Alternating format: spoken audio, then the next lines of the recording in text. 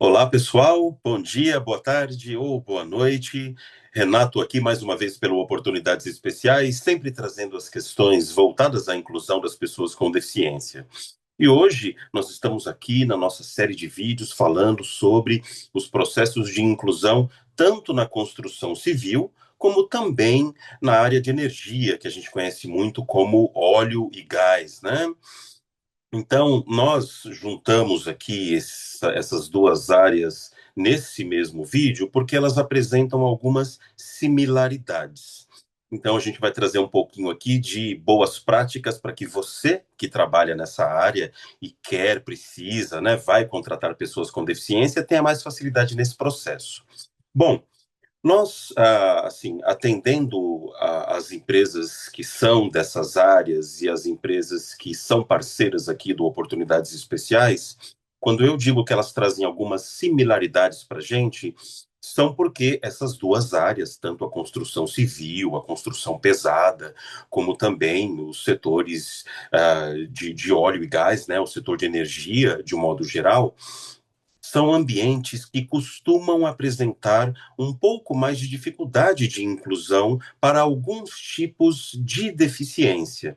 Nós sabemos que ter uma deficiência significa, sim, em alguns momentos, ter um pouco mais de dificuldade de inclusão, principalmente se você não tem um ambiente muito acessível ou principalmente se você não tem as ferramentas adequadas para se trabalhar. Mesmo assim, pessoal, contudo, nós não podemos achar que a deficiência é um sinônimo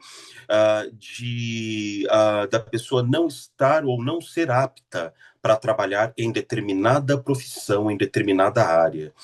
Nós sabemos hoje, em 2025, pela nossa experiência, né, que existem muitas pessoas com deficiência trabalhando em todos os setores praticamente, né? E também nós vamos descobrindo isso com o tempo, porque quando a gente não trabalha muito, por exemplo, por uma questão de demanda mesmo, quando a gente não trabalha muito a área da educação, a gente percebe que o número de currículos de pessoas que trabalham nessa área acaba diminuindo um pouco. Agora, basta que a gente traga, né, algumas oportunidades na educação, os currículos vão aparecendo. E assim também em todas as áreas de informática, as áreas da comunicação, a área do comércio, né? Então isso também acontece quando nós estamos falando em construção civil, construção pesada, setores de energia, óleo, gás, né? Porque nós até ficamos muitas vezes surpresos porque existem profissionais, sim, com uma formação técnica, com uma formação superior, que muitas vezes, talvez, não vão ali trabalhar diretamente, como a gente diz, offshore, né? Que são as empresas que trabalham ali em alto mar, tem algumas profissões que nós sabemos que apresentam um maior grau de dificuldade, algumas áreas que são, de certa forma, até um pouco insalubres, e isso diminui um pouco a quantidade de profissionais com deficiência que vão concorrer a essas vagas.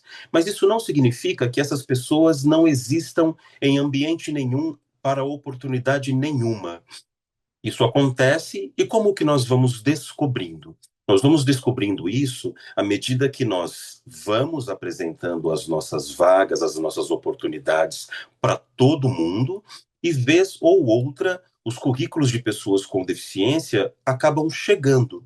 E como é que nós vamos descobrir se aquela pessoa, tecnicamente, tem as habilidades, competências para exercer aquela atividade, aquela vaga? É exatamente no momento da entrevista, porque aí eu tenho condições de escutar a própria pessoa com deficiência, com as adaptações que ela vai precisar, se precisar, e também nós vamos, nesse bate-papo, nessa entrevista, caso a gente não escolha aquela pessoa com deficiência, que seja por um motivo que, de fato, impeça que ela exerça aquela atividade com total autonomia, né? Então, quando a gente fala de inclusão profissional das pessoas com deficiência, é exatamente isso. Sabem que as maiores barreiras que nós encontramos, de modo geral, quando a gente fala da inclusão das pessoas com deficiência, não são barreiras de tecnologia, não são barreiras de acessibilidade, não são barreiras de comunicação, são muitas vezes as barreiras atitudinais, os nossos vieses inconscientes, né, que às vezes acabam impedindo que a gente até chegue numa entrevista e muitas vezes com profissionais que têm todas as características para preencher essas vagas. Mas, enfim, o que que a gente também costuma, né, ver bastante?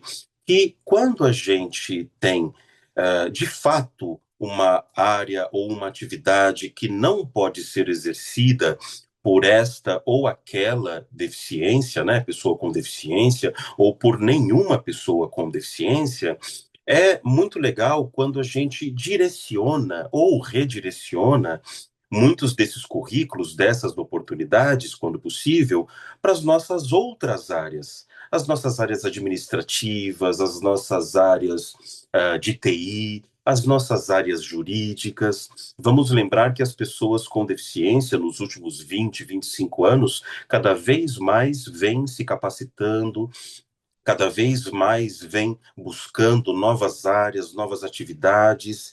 Então, as pessoas que trabalham, né, de um modo geral, são pessoas que não procuram só portas de entrada, ou só vagas de estágio, ou só jovem aprendizes. Nós temos muitas pessoas com deficiência, com as mais diversas formações, e mesmo quando a gente chega em alguns setores que são mais difíceis da gente incluir, né, por conta da segurança do trabalho e por conta da própria legislação, né, que muitas vezes ela impede ou a gente acaba esbarrando em algum tipo de procedimento que não pode ser exercido por uma pessoa que tem uma restrição de mobilidade e tudo mais. Essas pessoas podem ser direcionadas para outras oportunidades. Até mesmo, eu acho que o RH, né, que está ali muitas vezes à frente disso, os gestores, gestoras, a liderança de um modo geral, pode já ter essa postura de sugerir, de conversar com as pessoas se de repente tem alguma outra vaga que também seja relativa ou alguma vaga que interesse a pessoa, né? E a gente vai também entendendo que todo esse processo ele é muito dinâmico, ele é muito orgânico, né? O material humano chega para a gente e a gente vai modelando, a gente vai adaptando e na grande parte das vezes a gente tem bons resultados, né? Os números mostram isso para a gente. E uma terceira coisa que eu acho muito importante de dizer para vocês, pessoal, é que ainda que em algumas áreas ou em alguns setores, né, a gente não consiga incluir pessoas com deficiência, só do fato dessas pessoas estarem com a gente dentro da empresa ou participarem dos processos, estarem incluídas com a gente, de repente dentro dos nossos grupos de afinidade, participando um pouquinho também dos processos, até direta ou indiretamente nos nossos RHs, esses processos de recrutamento e seleção, a gente percebe que, inevitavelmente, a gente acaba melhorando os nossos produtos, os nossos serviços para todo mundo. Para as pessoas com deficiência, para pessoas que não têm deficiência, para pessoas que eventualmente estão com alguma restrição de mobilidade, ainda que momentânea, né? Então, essa acessibilidade, ela vai acontecendo de dentro para fora. Nós vamos nos tornando uma empresa mais inclusiva, uma empresa que de fato tem essa cultura da inclusão nos nossos processos.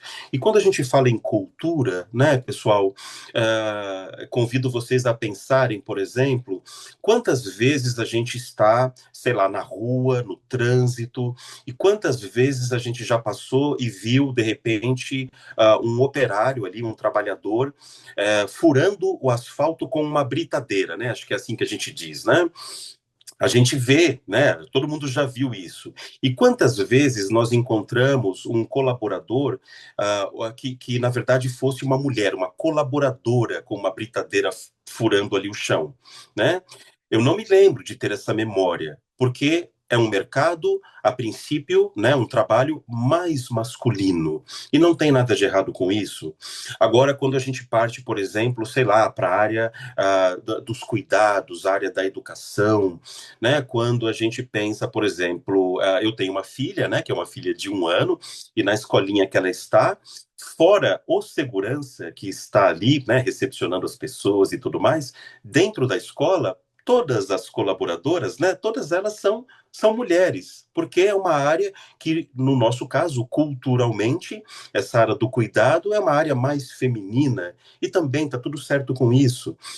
Agora, quando a gente para pensar em pessoas com deficiência, nós não podemos cair nessa armadilha de achar que, pelo fato da pessoa ter uma deficiência, ela já está em desvantagem para tudo, a toda hora, em todos os momentos, e ela não vai ter habilidade ou competência para exercer determinada atividade. Nós só descobrimos isso quando nós vamos para as entrevistas, quando nós olhamos para os currículos de fato, né? Então, eu acho que é isso. Pessoal, um grande abraço mais uma vez, até a próxima e até mais.